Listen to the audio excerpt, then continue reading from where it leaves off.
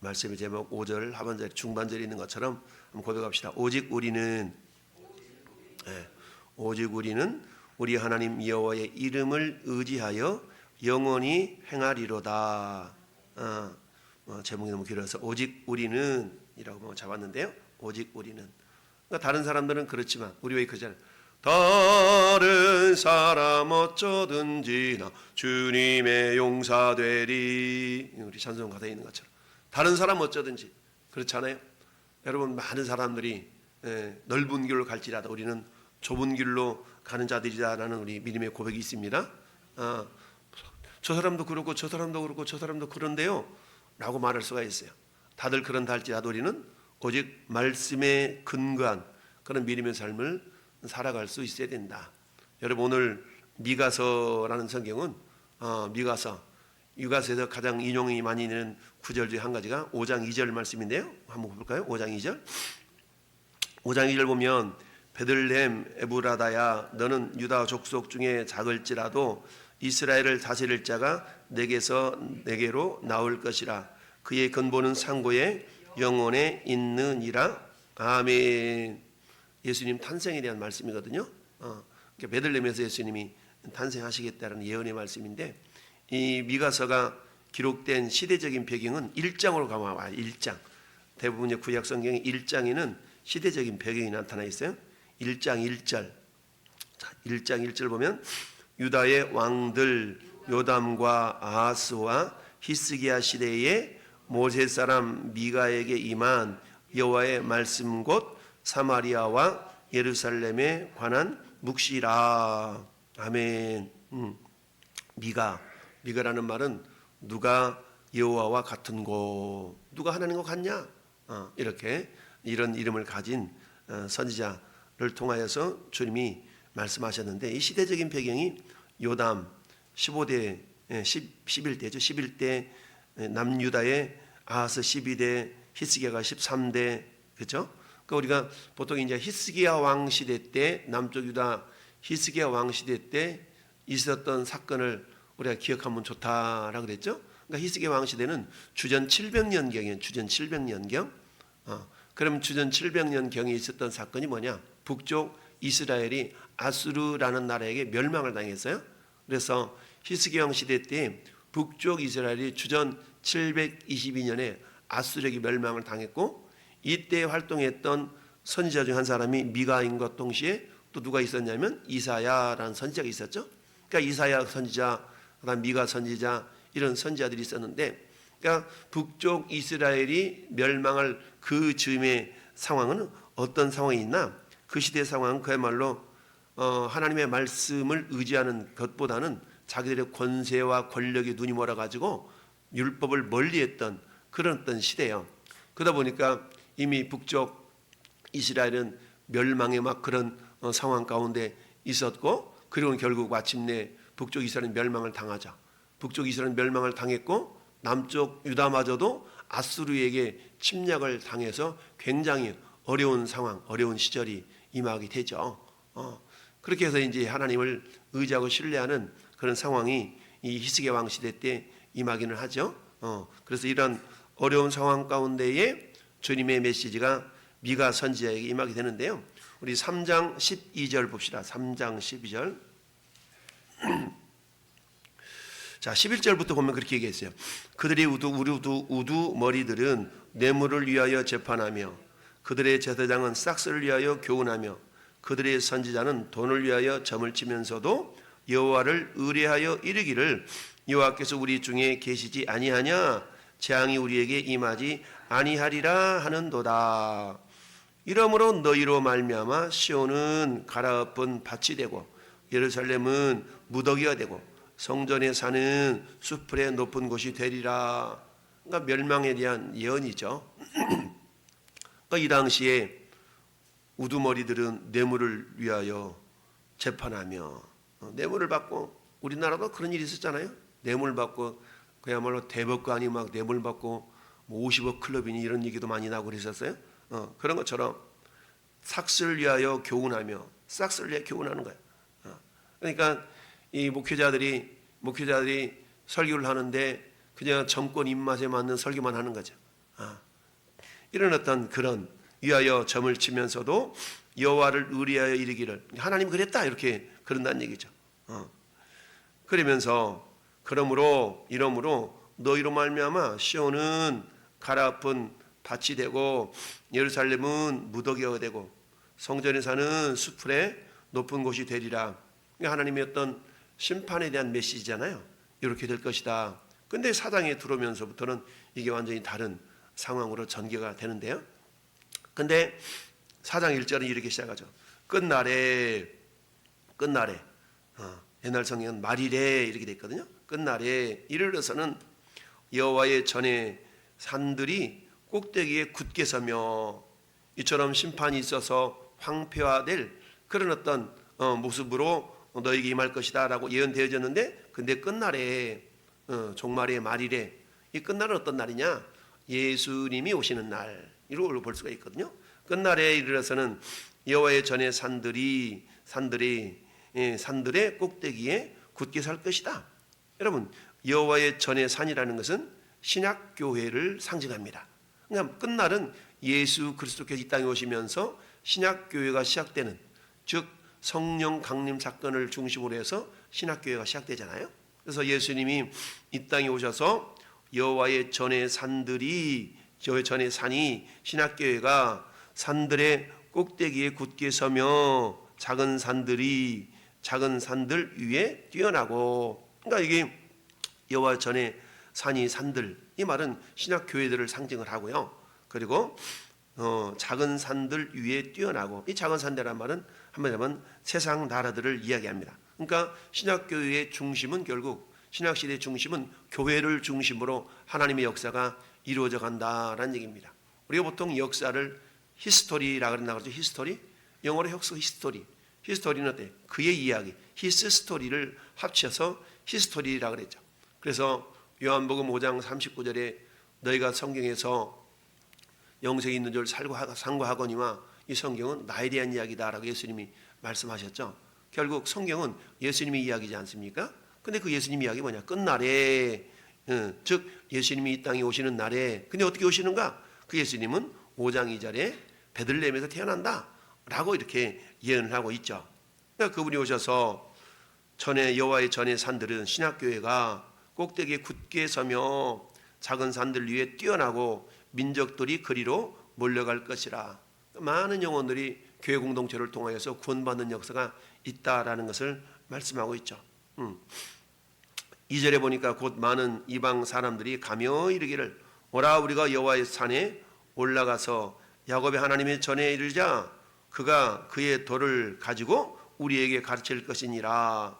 그러니까 결국 교회 공동체를 통하여서 많은 영혼들이 주께로 돌아올 것을 예언하고 있는 말씀입니다. 우리가 그의 길로 행하리라 하리니 이는 율법이 시온에서부터 나올 것이요 여호와의 말씀이 예루살렘부터 나올 것임이니라. 율법, 구약 율법은 어때요? 시온에서 나올 것이요. 구약 율법, 즉 모세를 통해 부여된 율법은 제사장들을 통해서 구약 시대에 이렇게 선포가 되었다면, 이제 예루살렘, 여호와의 말씀이 예루살렘부터 나올 것이다. 여러분, 진리는 이제 교회 공동체를 통해서 말씀이 선포될 것을 예언하고 있는 것이죠. 그래서 그가 많은 민족들 사이에 이를 심판하시며 먼 곳 강한 이방 사람을 탄결하시리니 무리가 그 칼을 쳐서 보습을 만들고 창을 쳐서 낫을 만들 것이며 이 나라와 저 나라가 다시는 칼 들고 서로 치지 아니하며 다시는 전쟁을 연습하지 아니하리라. 오늘날은 어때요? 많은 나라들이 전쟁을 하기도 하고 전쟁 연습을 하기도 하고. 왜 그래요? 여러분, 최고의 방어는 최고의 무장을 해서 준비하는 것이죠. 우리나라가 남북이 분단된 대치 상황 가운데서 그야말로 입으로만 외치는 그 평화라는 것은 의미가 없어요. 입으로 외치는 평화는 의미가 없다고. 평화라는 건요, 강력한 군사력을 바탕으로 한 가운데에 우리 평화가 유지되는 것이지, 그저 마냥 좋다, 그래가지고 어땠습니까? 전 정부 때 전부 다 GP 파괴하고 무장 해제하고 여기는 비행기를 날리지 맙시다. 아무리 그런들 저들은 김정은이 뭐 했어요? 다 핵무기 만들고 그런 시간만 우리가 벌어준 것이죠. 따라서 평화라는 거는요, 그냥 무기도 없이 그냥 우리가 해제하고 이렇게 될 수가 없는 거거든요. 강력한 그러면 국방력을 바탕으로 하는 가운데 전쟁이 억제되어지고 평화가 오는 것이지. 그렇습니다. 그래서 낫을 그 칼을 쳐서 보습을 만들고, 세상 나라는 어때요? 무기를 준비하고 전쟁 연습을 하고 이래야만이 평화가 이루어지게 되죠. 그러나 예수 그리스도께서 이 땅에 오셔서 진정한 샬롬, 진정한 에이레네의 평화가 임하기 위해서는 어떻게 됩니까? 오직 예수 그리스도 복음 안에서만 참 평안이 있을 수가 있다는 얘기죠. 우리 그런 일화가 있잖아요. 2차 세계대전 때 독일군과 영국군이 이렇게 서로 맞닥뜨려 가지고 이제 막 전쟁이 금방 끝날 줄 알았는데 마치 우크라이나하고 러시아하고 전쟁을 벌이는데, 러시아가 전쟁하면서 뭐라고 그래서 침략하면서 한 3개월이면 끝날 거야 라고 이제 벌써 2년이 지나갔잖아요. 마찬가지 2차 세계대전도 그랬어요. 영국과 독일이 이렇게 대치 상황 가운데 있는데 금방 끝날 줄을 생각했는데 이 전쟁이 안 끝나는 거야. 그러다 어느덧 성탄절이 가까우고 있는 겁니다. 그러니까 성탄절이 가까우니까 얼마나 그 마음의 추억이 있었겠어요. 그래서 때요, 그 성탄절 날 이 독일군과 영국군이 다 대치하고 있는 상황 가운데 거기에 성탄송이 이렇게 캐롤이 이렇게 울려 퍼집니다. 그래서 다들 총칼을 다 내려놓고 서로 이렇게 비무장지대 같은 그곳에 모여가지고 서로 껴안고 그렇게 평안한 시간을 보냈다는 건 일화가 있잖아요. 그러니까 성탄절만큼 우리가 서로 총뿌리를 부여 서로 이렇게 마주하지 말고 평화를 좀 이렇게 좀 시간을 가져보자 했던 그런 일화가 있잖아요. 그래서 그날을 기념해서 어떤 작가가 동상을 만들었다는 그런 이야기도 있는데, 어쨌든 그렇다는 얘기죠. 그래서 자, 무리가 그 칼을 쳐서 보습을 만들고, 보습은 농기구잖아요. 농기구 물고기 잡는 그런 거잖아요. 그러니까 칼을 쳐서 보습을 만들고 창을 쳐서 낫을 만들며, 결국 뭡니까? 전쟁이 아니라 평화를 누리는 그런 모습이죠. 이 나라와 저 나라가 다시는 칼을 들고 치지 아니하며 다시는 전쟁 연습을 하지 아니하고. 언제 이런 날이 나타나요? 주님이 오셔서 완전한 하나님의 나라를 이루어 갈 때 이런 일이 이루어지게 되는 것이죠. 그래서 각 사람이 자기 포도나무 아래에, 자기 무화과나무 아래에 앉을 것이며 진정한 평안, 샬롬 에이레네가 임하게 될 날이 반드시 있다. 그것은 인간적인 힘과 능력이 아니라 오직 하나님께서 하나님의 능력으로 이 땅에 메시아를 보내실 때에 그런 일이 임하게 된다는 얘기죠. 그래서 만군의 여호와 입이 이같이 말씀하셨습니다. 하나님께서 말씀하셨다는 얘기는 반드시 이루어진다는 얘기 아니겠어요? 만민이 각각 자기의 신의 이름을 의지하여 행하되 오직 우리는 우리 하나님 여호와의 이름을 의지하며 영원히 행하리로다. 그저 각자가 나름대로 신들을 다 부를 거 아니겠어요? 그러나 우리에게는 참신 되시는 하나님이 계신다. 예수 그리스도를 우리는 의지하고 예수님의 이름을 의지하며 영원히 행하리로다. 할렐루야. 자, 여호와께서 이같이 말씀하시되 그날에는 내가 저는 자를 모으며 쫓겨난 자와 내가 환난 받게 한 자를 모아 발을 저는 자는 남은 백성이 되게 하며 멀리 쫓겨났던 자들이 강한 나라가 되게 하고 나 여호와가 시온에서 이제부터 영원까지 그들을 다스리리라 하셨나니. 그러니까 예수 그리스도를 통한 통치를 말씀하고 있지 않습니까? 결국 이 일은 교회 공동체를 통해서 이루어지는 것이죠. 그래서 주님은 우리를 너희는 왕 같은 제사장들이요 주의 백성 하나님의 나라요 라고 말씀하고 있죠. 그렇습니다. 지금도 여전히 세상의 법칙은 뭡니까? 내가 강한 자가 약한 자를 쳐서 이겨야 되는 그런 상황인 것이죠. 그렇지만 주님의 법칙은 어떻습니까? 가난한 자에게, 심령이 가난한 자에게 천국이 임한다라고 말씀하고 있죠. 그래서 온유한 자를 통해서, 심령이 가난한 자를 통해서 천국이 이루어질 것을 말씀하고 있습니다. 그렇습니다. 여러분, 세상 나라는 지금도 전쟁이 일어나고 멈춰지지 않죠. 그렇지만 하나님의 일은, 하나님의 뜻은 면면이 이루어지고 있다. 반드시 성취가 된다라는 얘기죠. 어떨 때는 하나님의 뜻이 멈춰진 것 같기도 하고 그렇지만 그렇지 않습니다. 하나님의 뜻은 반드시 이루어진다. 왜냐? 만군의 여호와의 입에 이같이 말씀하셨느니라. 하나님께서 하신 말씀이 반드시 성취되고야만 한다는 것을 우리는 이미 알고 있습니다. 따라서 하나님께서 말씀하셨기 때문에 반드시 그 일이 이루어진다. 이번 주간이 성탄 주간이잖아요. 전쟁이 세계 각 처처 곳곳에서 일어나고 있지만 그러나 진정한 샬롬은 오직 그리스도 예수 안에서만 이루어질 수가 있다는 얘기고, 우리들도 마찬가지. 그런 전쟁 상황 가운데서도 우리의 마음만큼 어때? 뭐가 이루어져야 돼요? 진정한 샬롬, 기쁨이 이루어질 수 있어야 된다라고 그랬죠. 우리가 어제 주일날 봤던 그 요한복음 20장의 말씀, 나도 너희를 보내노라. 주님이 보내는데 그냥 보내지 않죠. 먼저 부활의 주님이 제자들에게 나타나셔서 모든 닫혔던 문들이 열릴 수 있도록 하신 거 아니겠어요? 그래서 먼저 어때? 평강, 에이레니를 회복시키시고, 두 번째는 뭘? 기쁨을 회복시켜 주셨어요. 그리고는 이제 주님이 보내시는데 나도 너희를 보낸다. 그저 보내지 아니하시고 성령을 주셔서 성령과 함께 나가서 잃어버린 영혼들을 주께로 돌이키는 데 있어서 그 역할을 감당하도록 우리를 보내신 거 아니겠습니까? 생명의 복음을 전하여서 잃어버린 자 죽은 자를 살리라고 우리를 보내신 줄 믿습니다. 내가 가야 될 곳이 어딘가, 나를 하나님 보내신 곳이 어딘가를 우리가 돌아보면서 오늘도 칼을 쳐서 보석을 만들고 창을 쳐서 낫을 만들어 가시는 그 하나님의 놀라운 샬롬, 에이렌의 그 능력이 저는 여러분을 통하여서 여전히 전쟁 중에 있는, 전쟁이라는 것은 꼭 총칼만 들고 있는 것이 전쟁이 아니죠.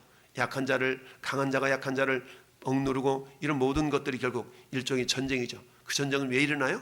결국은 욕심 때문에 일어나는 거 아니겠습니까? 내 땅을 한 평이라도 더 얻으려고 하는 그 욕심 때문에 이런 전쟁들이 일어나는데, 그러나 심령이 가난한 자는 천국이 그들의 것임이라 라고 말씀하신 것을 기억하면서 오늘 한 날도 저와 여러분 가운데 주님의 진정한 샬롬, 가난한 자는 복이 있나니 하나님의 나라가 너희 것이다 라고 누가복음 6장 20절도 말씀하고 있습니다. 오늘도 그러한 주님의 진정한 샬롬, 평안이 우리를 통해 잘 흘러갈 수 있기를 예수님의 이름으로 축원합니다. 아멘.